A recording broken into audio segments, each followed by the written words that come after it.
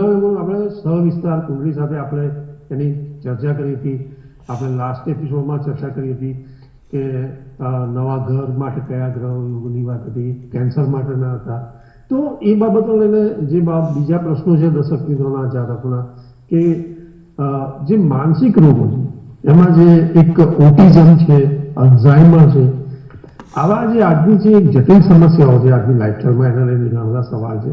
તો જાતકની જન્મકુંડળીમાં એવા કયા ગ્રહ યોગો કે જે અલ્ઝાઇમર, ઓટિઝમ જેવી બાબતો, માનસિક રોગો કરે, અને એમાં કુંડળી સહિત આપણે તમે સમજાવવાનો પ્રયત્ન કરો. તો અશોકભાઈ, પહેલા તો સમજીએ કે બંને શબ્દની અંદર એક ભેદ છે. Autism it generally happen with the child. જન્મની સાથે જન્મગત જુવેનાઇલ ડિસીઝ જેને કહેવામાં આવે છે, that is called autism.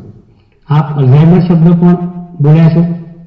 Alzheimer શબ્દ that is well connected, sorry, bad connected to the people who are senior citizen. બરોબર છે?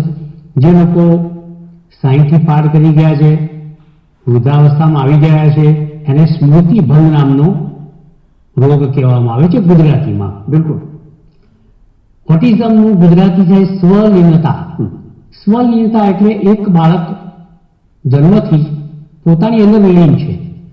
એના હાવભાવ એવા છે કે વારંવાર ડોકું આ રીતના કરી નાખવું, ધૂણાવવું, પોતાની જે કંઈ રજૂઆત હોય એની અંદર બોડીના તમામે તમામ ઓર્ગન્સનો ઉપયોગ કરી, હાથ, પગ, મોઢું, ફેશિયલ એક્સપ્રેશન, એક જગ્યાએ જોઈ રહેવું, થોડી ગરદન નમાવીને વાત કરવી, આંખોના હાવભાવ, it looks totally different to આ કોમન ચાઇલ્ડ. એક સામાન્ય બાળક કરતાં સ્વલીનતાનો રોગનો શિકાર થતું બાળક, જેને આપણે ઓટિઝમ કહીશું, એ કંઈક અલગ પ્રકારનું હોય છે. ઓટિઝમ આ એક જોયેલાની જન્મ સાથે, તમારા ડીએનએ સાથે, તમારા જન્મના જીન સાથે જન્મ લેનારો જો કોઈ રોગ હોય તેનું નામ છે ઓટિઝમ. આજકાલ વૈશ્વિક સંસ્થાઓ આરોગ્યની ચિંતા જો સૌથી વધારે બાળકો માટે કરતી હોય તો એ રોગનું નામ છે ઓટિઝમ. ઓટિઝમ એ દરેક માતા પિતાની એક વૈશ્વિક, માનસિક અને ખરેખર હૃદયના તારને પેઇનફુલી જણજણાવનારી એક રોગ અવસ્થા હોય તેનું નામ ઓટિઝમ છે. બાળકોની અંદર આ જોવા મળે છે. બીજી બાજુ વાત થઈ સ્મૃતિ ભંગ, અલ્ઝાઇમર્સ. મેં કહ્યું વૃદ્ધોની સાથે આ રોગ જોવા મળે છે. જે આ રોગ છે એની અંદર વૃદ્ધ પોતે ધીરે ધીરે બધું ભૂલતો જાય છે. શરૂઆતમાં એને recent memory loss, that is called RML. Recent memory લોસમાં કેવું થાય કે લાઈક અલ્ઝાઇમર્સ મને થાય તો એની શરૂઆત આ રીતના થાય કે મેં એક નક્કી કર્યું, મારા હાથમાં મોબાઈલ છે અને મેં નક્કી કર્યું મારા અશોકભાઈને ફોન કરવો છે. બરોબર છે? ફોન હાથમાં ઉપાડું ત્યારે મને યાદ જ ના આવે મારે કોનો ફોન કરવાનો. બિલકુલ. એની જગ્યાએ વોટ્સએપ જોવા લાગુ, ફેસબુક જોવા લાગુ. અગત્યના કામ એ મારા મોબાઈલ ઇન્સ્ટ્રુમેન્ટમાંથી બાજુમાં રહી જાય. સ્મૃતિ ભંગની શરૂઆત ત્યાંથી થાય. નક્કી કર્યું હોય કે મારે અમુક શર્ટ પહેરવાનું છે તો એ સ્મૃતિ ભંગ, અલ્ઝાઇમર્સ વાળો વૃદ્ધ કબાટની સમક્ષ જાય, બારણા ખોલે, પરંતુ આમ નામ જોઈ લે કબાટ સામે, એને એ ખ્યાલ ના આવે કે શર્ટ લેવા આવ્યો છું. પરંતુ જ્યારે બંધ કરીને પાછો જાય અને પહેરવાનો વારો આવે ત્યારે ખબર પડે કે મારું શર્ટ લેવાનું હતું. શરૂઆત આ રીતના થાય છે. That is cold recent memory loss. હાલ યાદ આવે કે મારે મારા કેમેરામેન મિત્ર શૈલેષભાઈને કંઈક કહેવું છે, પણ જો શૈલેષભાઈની વાત ચાલી 5 મિનિટ મારી સાથેની, તો મારે શૈલેષભાઈને શું કહેવાનું હતું ભૂલી ગયું. મારે મારા પોઈન્ટ લખવા પડે અલ્ઝાઇમર્સમાં. પછી આવો દર્દી ધીરે ધીરે પોતાનો ખાવાનું ખોરાક ઓછો કરી નાખે, ખાવાની શક્તિ ઘટે, લવારા કરે, કંઈ યાદ રહે નહીં, રાત્રે ભડકીને જાગી જાય, અને એને એક પ્રકારનું ઓબ્સેશન, જેને હાઇલ્યુઝન કહેવામાં આવે છે, કે દોરડું હોય તો સાપ દેખાય, જાણે જમતો હોય ત્યારે કેટલીક કીડીઓ મકોડા એની તરફ ઉડીને આવતા હોય, એની આજુબાજુ માણસો ફરતા હોય, એવો આભાસ. અને ધીરે ધીરે એક પથારીવશ થઈ અને પોતાનો દેહ છોડે છે. That is called Alzheimer's. ઓટિઝમમાં બાળક નાનપણથી વૃદ્ધ થાય ત્યાં સુધી ઓટિઝમની સાથે જ રહેવું પડે છે. એના કેટલાક ધારાધોરણ, નીતિ નિયમોનું ધ્યાન રાખવું પડે છે. પણ મહત્વની વાત એ છે કે આ જ્યોતિષનો શો છે. થાય છે કેવી રીતના, કોણે થશે, કેમ થશે, ક્યારે થશે, એનું પ્રમાણ કેવું રહેશે, એના યોગ કેવા છે. સૌથી વધારે દર્શક મિત્રો જરૂરી એ છે કે કુંડળીના ચોક્કસ ગ્રહોની સમજ જો તમારા માનસપટ પર હોય, તમારા જ્ઞાનમાં હોય, તો તમે you can know about the autism. તમને સૌથી વધારે શરીરના ઓર્ગન્સનું બેલેન્સ કોઈ આપતો ગ્રહ હોય તો બુધ છે, નર્વ સિસ્ટમ છે. તમારું નર્વ સિસ્ટમ બ્રેકડાઉન થાય તો ઘણા બધા પ્રશ્નો ઉપસ્થિત થતા હોય છે. લાઈક નર્વ સિસ્ટમ તમારી બ્રેકડાઉન થાય તો તમને લપવો પડી જાય, હાથ ધ્રુજે, પાર્કિન્સન થઈ જાય. એમ માનસિક સ્નાયુઓને અસ્તવ્યસ્ત કરનારો રોગ, જેને ઓટિઝમ કહેવામાં આવે છે, એમાં સૌથી જવાબદાર જો ગ્રહ હોય તે બુધ છે. Because it has a great control over nerve system. બીજી બાજુ કે આ રોગ શેનો છે? બ્રેઇન સાથે સંકળાયેલો છે, જેને આપણે સરળ ભાષામાં મગજ કહીએ છીએ, જેને અતિ સરળ ભાષાની અંદર મન કહેવામાં આવે છે, જેને માઇન્ડ કહેવામાં આવે છે.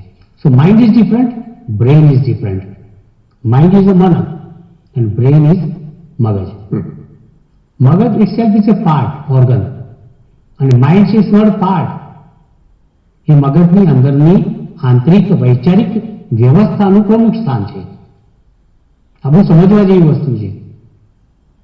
જ્યારે આ બંને ખોરવાય એટલે તમારું બ્રેન નાનપણથી જ, જન્મ સાથે જ ડિરેલ થઈ જાય, એમાં ગેરવ્યવસ્થા થઈ જાય, એની અંદરની જે કોષીય પદ્ધતિ છે એ અસ્તવ્યસ્ત થઈ જાય, એનું ડીએનએ બગડી જાય. ત્યારે નાનપણથી જન્મ સાથે જ મનની, મગજની, માઇન્ડ અને બ્રેઇનની જે વ્યવસ્થા છે એ ડિસઓર્ડરમાં આવી જાય. મેં બુધ નર્વ સિસ્ટમનો કારક છે. નર્વ સિસ્ટમ મગજ પરનો કંટ્રોલ છોડી દે તો મગજ કામ કરતું બંધ થઈ જાય. મગજ કામ કરતું બંધ થઈ જાય એટલે એવા જાતકને કોઈ પણ વસ્તુને ગ્રાસ્પ કરવી હોય, અગર તો કંઈ પણ કહેવું હોય તેના માટે સમય માંગે છે. બિલકુલ. એનો પોતાનો કોન્ફિડન્સ જાય. ધારો કે ખાવાનું જોઈતું હોય તો એક વખત કરતા વધારે, એક સમય કરતા વધારે સમય સુધી એ પોતાની રજૂઆત બોડી લેંગ્વેજની અંદર વારંવાર કરતો હોય છે, અને એ પોતાના જે સામાન્ય માનવના જે નેચરલ લેંગ્વેજીસ, બોડી લેંગ્વેજીસના જે સંજ્ઞાકારક પ્રકાર હોય છે એ એમાંથી એ વાતને ગુમાવી દે છે. એને ખબર નથી પડતી કે આ વસ્તુ માગવી હોય ત્યારે આ વાત કરવી જોઈએ. ધારો કે એક જોઈતી વસ્તુથી આમ નહીં કરી શકે, પણ એના હાવભાવ જુદા હોય. તમારે એની સાથે રહેવાથી તમને ખબર પડે કે મારું બાળક ઓટિઝમ વાળું છે, એ મને શું કહેવા માંગે છે. એની સાથે રહેનારા માણસને જ ખબર પડે. અલ્ઝાઇમર્સમાં પણ એવું થાય. એના કુટુંબીજનો એ વૃદ્ધને ઓળખી શકે અને એની લાગણીઓ, માગણીઓને સમજી શકે તો જ એની વૃદ્ધાવસ્થા અલ્ઝાઇમર્સની અંદર થોડીક વ્યવસ્થિત રીતે પસાર થાય. બંને રોગને હું એક ગ્રહોનો માનસિક અભિશાપ કહીશ. એક બાળક સાથે થાય છે, એક વૃદ્ધ સાથે થાય છે, પરંતુ પરિસ્થિતિઓ એક સમાન જ છે. એક બાળકને બાલાવસ્થા કેટલી બધી પેઇનની અંદર, કેટલી બધી વ્યથાની અંદર, એક માઇઝરેબલ, પિટીએબલ કન્ડિશનની અંદર કાઢવી પડે છે. એ તો જેને ઓટિઝમ થાય, જેના ઘરની અંદર ઓટિઝમનું બાળક હોય એના આધારે જ તમને ખ્યાલ આવે. આ કોઈ દયનીય પરિસ્થિતિ કરતા હું એવું માનું છું કે આવા બાળકો એ ઈશ્વરનો અવતાર છે. ઓટિઝમના બાળકોની સેવા કરવી એટલે ઈશ્વરની સેવા કરવા બરાબર છે. કારણ કે એક નોર્મલ બાળકને પણ આપણે એવું કહેતા હોઈએ છીએ કે બાળકની અંદર ભગવાન છે, તો ઓટિઝમ વાળું બાળક છે. ઈશ્વરે ક્યાંક જાણે અજાણે એની માનસિક વ્યવસ્થાની અંદર અંતરાય ઊભા કર્યા છે. તો આવા બાળકને એની સેવા, એની સાથે સમજદારી, તમારી જિંદગીનો થોડોક સમય એના માટે સ્પેર કરવાની વૃત્તિ, એનાથી કોઈ મોટું કલ્યાણ નથી, અને એનાથી કોઈ મોટા આશીર્વાદ નથી, અને એનાથી કોઈ મોટું પુણ્યકર્મ નથી. હવે થાય કેવી રીતના? ઓટિઝમ હોય બાળપણનું, કે અલ્ઝાઇમર્સ હોય વૃદ્ધાવસ્થાનું, બંનેમાં માનસિક પીડા છે, લાચારી છે, દયનીય સ્થિતિ છે. આ રોગ થવા માટેની કુંડળી અહીંયા હું ડિસ્પ્લે કરી રહ્યો છું. આપણા ટીવીના સ્ક્રીન ઉપર એક મેષ લગ્નની કુંડળી ડિસ્પ્લે કરી રહ્યો છું. તમે જુઓ, એની અંદર ચંદ્ર મૂકેલો છે, એમાં કેતુ પણ છે, એમાં પ્લુટો પણ છે, અને એમાં બુધ પણ છે. સમજાવવાની મારી પદ્ધતિનો આ ભાગ રૂપે અસચિત્ર કુંડળી તમારા સ્ક્રીન ઉપર ડિસ્પ્લે થઈ રહી છે. to just try to understand what I want to convince you, what I want to explain you. કે ચંદ્ર એ મન છે, પહેલા જ હું બોલી ગયો. બુધ નર્વ સિસ્ટમનો કારક છે, એ પણ વાત થઈ ગઈ. નર્વ સિસ્ટમ અને મગજ એટલે કે ચંદ્ર, બ્રેન, આ બંને કોની સાથે બેઠા છે? ધ્યાનપૂર્વક જુઓ. પ્લુટો નામના યમ સાથે, કેતુ નામના યમ સાથે. કેતુ એક ક્રુઅલ પ્લેનેટ છે. પ્લુટો એને ગુજરાતી ભાષામાં યમરાજ કહેવામાં આવે છે. જનરલી આપણે અંગ્રેજી ગ્રહોમાં અશોકભાઈ બહુ ધ્યાન રાખતા નથી, કોઈને સ્ટડી કરવાની કે પડી નથી. તો આ સમજવાની વસ્તુ એટલી જ છે કે જો આ બંને ગ્રહો, એટલે ચંદ્ર એટલે મન અને બુધ એટલે નર્વ સિસ્ટમ, એટલે તમારી નર્વ સિસ્ટમ અને તમારું મન, બ્રેન, મગજ, જ્યારે પ્લુટો નામના યમની સાથે બિરાજમાન થાય, કેતુ નામના રાક્ષસ સાથે બિરાજમાન થાય, ત્યારે ચોક્કસપણે આ બે રોગ, એક અલ્ઝાઇમર્સ અને એક ઓટિઝમ, આ બંને રોગના શિકાર જાતકે બનવું જ પડે છે. મારા 40 વર્ષના પ્રલંબ કેરિયર કારકિર્દીની અંદર મેં એવું નિરીક્ષણ કર્યું છે કે જ્યારે જન્મકુંડળીમાં દેહસ્થાનની અંદર બેઠેલો ચંદ્ર, દેહસ્થાનની અંદર બેઠેલો બુધ, એમાં બગાડ આવે ત્યારે અલ્ઝાઇમર્સ, ઓટિઝમના રોગ બાળકો અને વૃદ્ધોને બહુ જ હેરાન કરતા હોય છે, બહુ દયનીય પરિસ્થિતિમાં મૂકતા હોય છે. અને માત્ર ને માત્ર જે જોઈ રહ્યા છે, જે સમગ્ર બેઠા છે, હું અને તમે અને ઈશ્વર અને સાથે ગ્રહોનો સાથ સહકાર, જો આવા બાળકોને, વૃદ્ધોને મળી રહે તો એનાથી મોટું કોઈ જન કલ્યાણનું કાર્ય નથી, એનાથી કોઈ મોટું મહાપુણ્ય નથી. તો આવો સાથે મળી આપણે આવા બાળકો અને વૃદ્ધોને એક એવી સહાય કરીએ કે જે ખરેખર એમને આ રોગની અંદરથી મુક્ત કરી શકે, અને ખરેખર એ લોકો જીવન વધારે બેટર અને બહેતર છે એવું સમજવા માટે માનસિક રૂપે તૈયાર થાય. આવો બીજા કોઈ વિષય પર આગળ વધીએ અશોકભાઈની સાથે. બિલકુલ. પરંતુ પંકજભાઈ, તમે ખૂબ સુંદર વાત કરી કે જ્યારે ઓટિઝમ અને અલ્ઝાઇમરમાં, આ જે માનસિક રોગોમાં જે જાતકની કુંડળીમાં એવા કયા ગ્રહો, યોગો એ આ પરિસ્થિતિ કરતા હોય છે, અને એમાં પંકજભાઈ ખૂબ જ સુંદર વિસ્તારથી આપણને સમજાવવાનો, કુંડળી સહિત આપણને સમજાવ્યું. પંકજભાઈ, એવું જ એક સિમિલર થોડી આપણે એક એવા માનસિક રોગોની પર થોડી વાત કરી લઈએ કે જેમાં આપણે એને માનસિક અસ્થિરતા હોય છે, આપણે ગાંઠ કહેતા હોય, મેડનેસ કહેતા હોય. તો એ માટે એવા જાતકની જન્મકુંડળીમાં બીજા એવા કયા ગ્રહો, યોગોની પરિસ્થિતિ આ પરિસ્થિતિઓ કરતી હોય છે, તો એ પણ આપણે કુંડળી સહિત થોડી સમજી લઈએ. તો સૌપ્રથમ તો અશોકભાઈ, હું પુનઃ ઉચ્ચારણ કરીશ એક વાતનું. પર્ટિક્યુલરલી એક ચંદ્ર અને બીજો બુધ, માનસિક રોગ માટે બંને જવાબદાર ગ્રહો આપણા ગ્રહ મંડળની અંદર પરમેનન્ટ છે. બિલકુલ.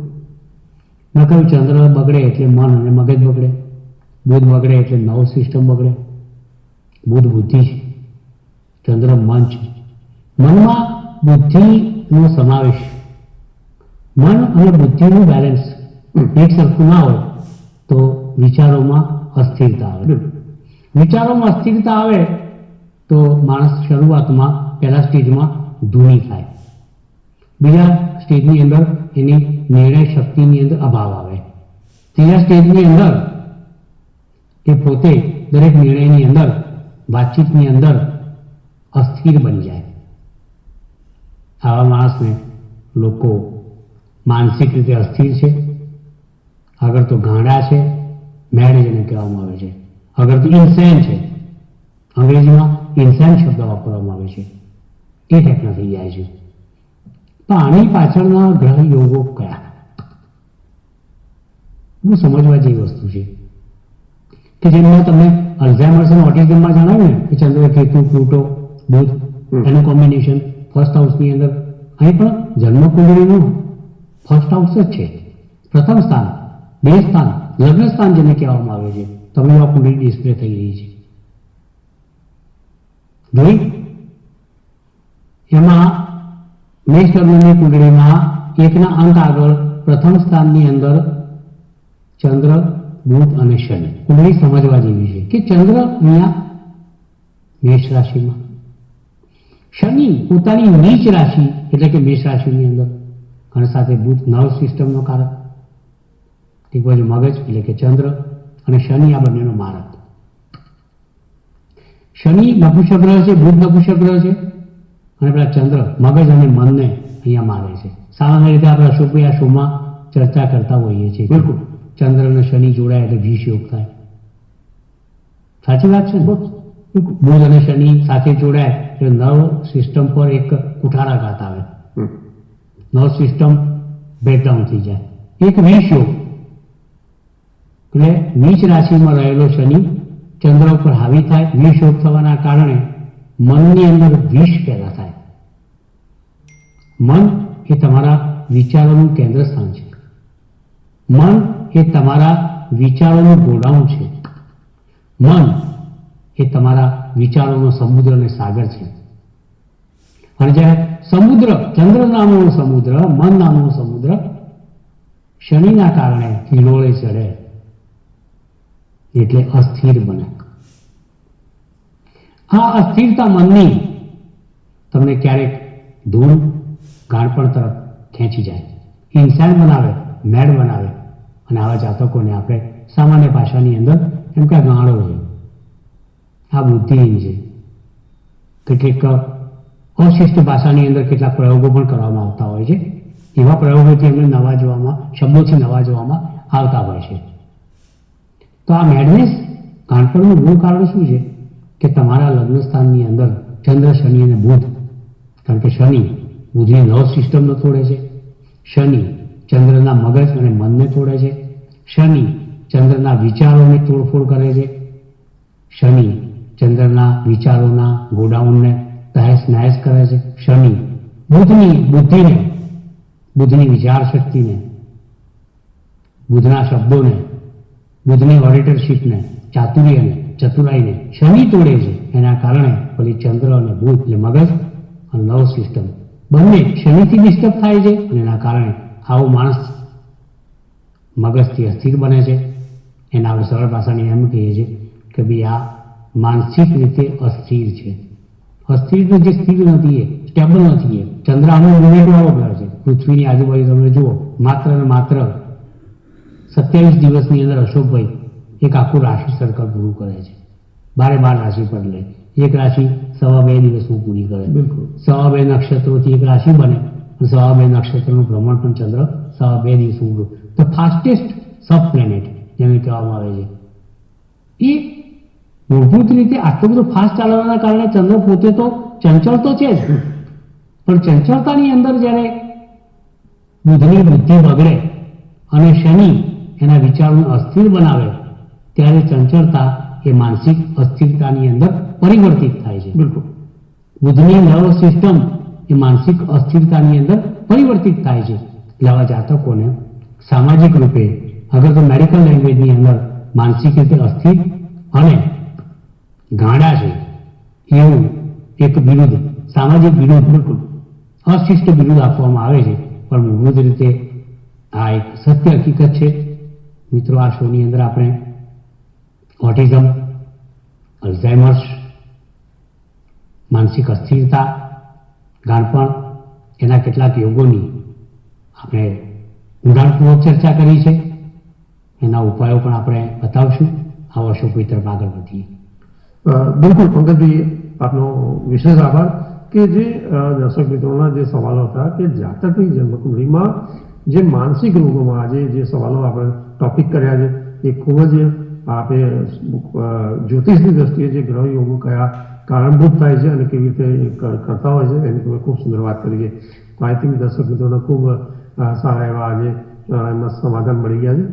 પંકજભાઈ, અન્ય પણ કેટલાક આપણી પાસે સવાલો છે. હજી મેન્ટલ રિટાર્ડેશન છે, શરીરની અલગ અલગ શારીરિક સમસ્યાઓ છે, બીજી રોગોની પણ વાત કરીશું. એમાં રાશિ વાઇઝ કયા રાશિ જાતકોને કયા પ્રકારના રોગો છે એ બધા આપણે લઈશું. એ સવાલ પણ છે, પણ અહીંયા સમયની મર્યાદા છે. નેક્સ્ટ એપિસોડમાં આપણે ફરીથી કન્ટિન્યુ કરીશું. અત્યારે રજા આપશો. નમસ્કાર. જ્યોતિષ એક વિજ્ઞાન. નમસ્કાર દર્શક મિત્રો, હરમેશની જેમ એક નાનકડી વાત. જ્યોતિષ ફટાફટ સીપ ઓપ્ટિક. પતિ પત્ની વચ્ચે મનમુટાવ, ઝઘડા, છૂટાછેડાની તૈયારીઓ, કલેશ અને એકબીજાના કટ્ટર શત્રુ બની ગયા હોય તો પતિ કે પત્નીએ બે મુઠ્ઠી અગર તો ગૌરી શંકર રુદ્રાક્ષ ધારણ કરવું જોઈએ. તમારું બાળક અભ્યાસમાં નબળું છે, તમને ધનની તકલીફ છે, સંપત્તિ માટે તમે ટળવળો છો, પરિશ્રમ કરો છો, પણ દરી દરીને ફૂલડી ભરો છો, ધનવાન થઈ શકતા નથી, તો આ એક ટીપ છે કે આવા જાતકોએ 3 મુખી રુદ્રાક્ષ ધારણ કરવું જોઈએ. મારી અને ભગવાન શિવની તમને કૃપા, આશીર્વાદ અને શુભકામનાઓ. મળીએ. જ્યોતિષ એક વિજ્ઞાન.